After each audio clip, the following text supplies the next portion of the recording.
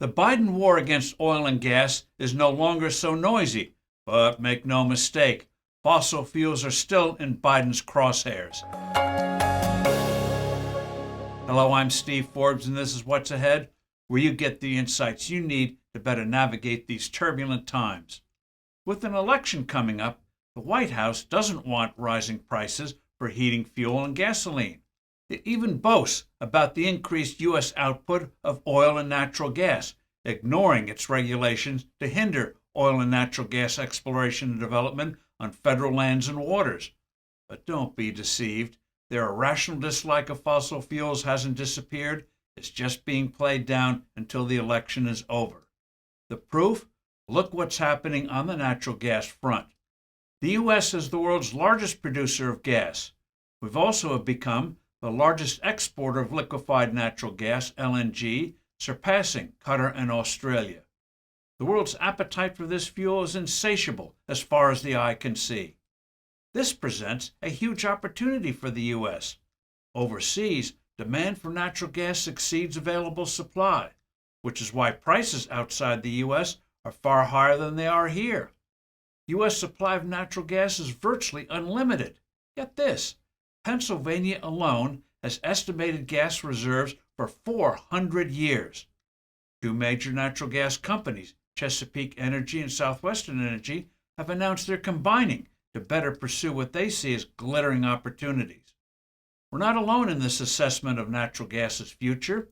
In the next 3 years, Mexico and Canada are putting their first LNG export terminals into service. All we have to do is build facilities to ship LNG to willing customers. We've got 5 LNG export projects under construction. Many more are needed. This would not only be an economic bonanza, but also a big boost for our national security. Europe could get all the gas it needs from us, rather than Vladimir Putin's warmongering Russia. China would also become a big, albeit not very happy buyer, giving us delicious leverage over an increasingly aggressive adversary. Nonetheless, Biden and his cohorts are anything but pleased. They're secretly happy that environmentalist extremists are pressuring the White House to halt licensing for new LNG terminals under the guise that more study is needed to assess how they might impact climate change. Of course, natural gas is a clean fuel, a fact recognized by a growing number of Greens in Europe. But facts don't matter to Biden and his fellow radicals.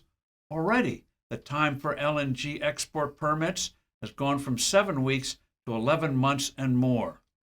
Green extremists ignore the truth that increased exports of LNG would greatly help the environment, as countries could use gas to generate electricity rather than rely on coal-fired power plants.